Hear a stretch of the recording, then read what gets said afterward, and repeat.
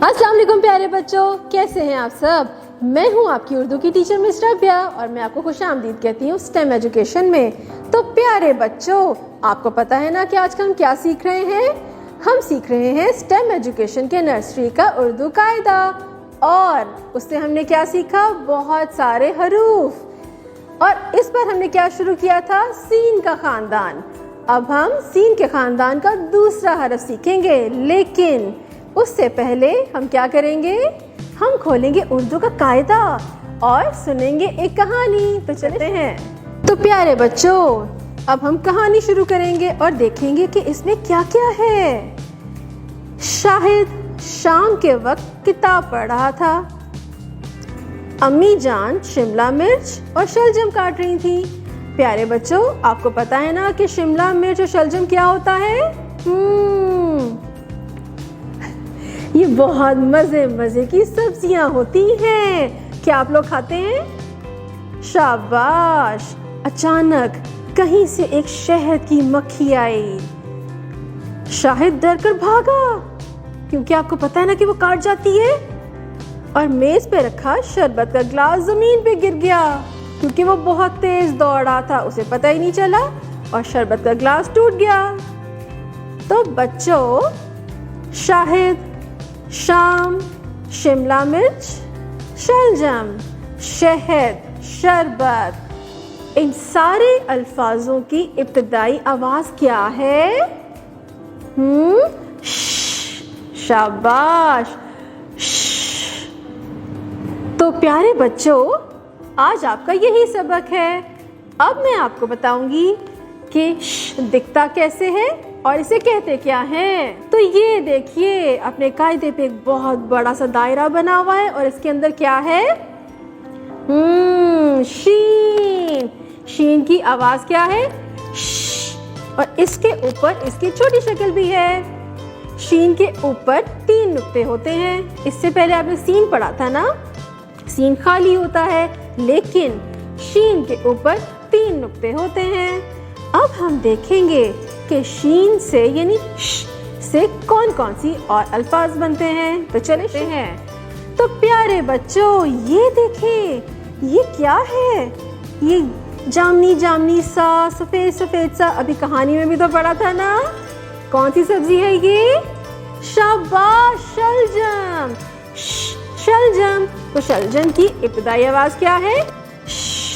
शाबाश। अब ये देखिए, शलजम के नीचे क्या है? ये एक लंबी सी गर्दन वाला जानवर, इसके तो पर भी हैं। शुतुरमुर्ग। शुतुरमुर्ग।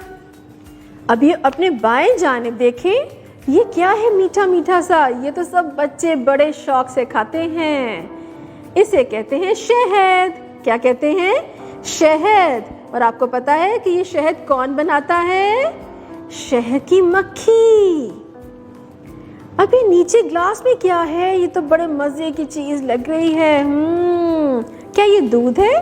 नहीं, ये है शरबत। शरबत आप लोग पीते हैं ना, मुझे तो बहुत मजे का लगता है। तो प्यारे बच्चों, आज आपने से क्या क्या सीखा?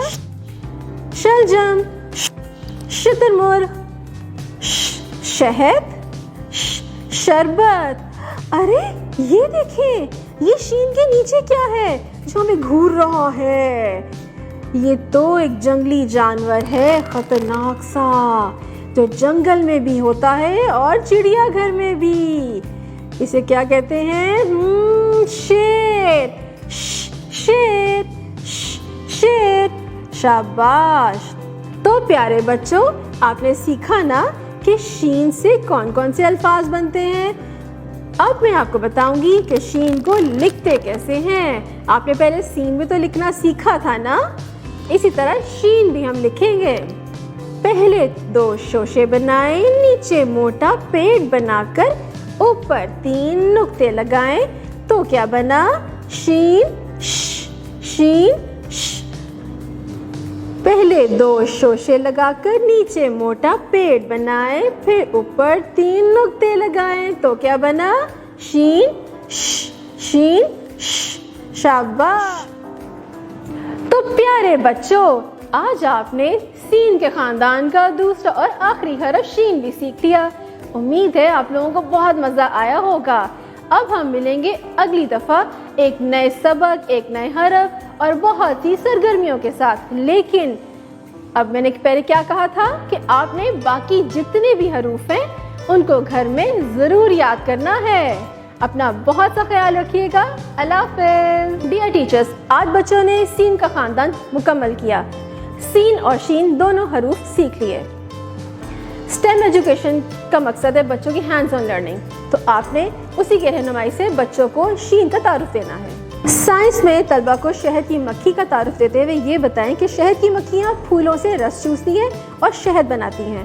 ٹیکنالوجی میں موم بتی کا تعارف دیتے ہوئے آپ نے یہ بتانا ہے کہ موم بتی کی شمع روشنی دیتی ہے جب اس میں آگ جلائی جائے۔ انجینئرنگ میں پلے ڈو کی مدد سے تصویر میں موجود شین سے شروع ہونے والی کوئی بھی چیز بنانے میں طلبہ کی رہنمائی کیجیے۔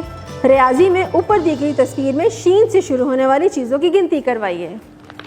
اس کے علاوہ مصوتوں سے ارکان سازی ضرور کروائیں تاکہ طلبہ دو حروف کو جوڑ کر ایک نیا لفظ بنانا سیکھ سکیں، جیسے کہ شین الف شا، شین واو شو، شین چھوٹی اے شی، شین بڑی اے شے۔ ڈیئر پیرنٹس، آج بچوں نے اسکول میں سین کے خاندان کا دوسرا اور آخری حرف سیکھا شین، اس کی ادائیگی سیکھی، اس کے متعلقہ سرگرمیاں کی اور اس سے شروع ہونے والے الفاظ بھی سیکھ لیے اور اس کی مکمل پہچان بھی کر لی۔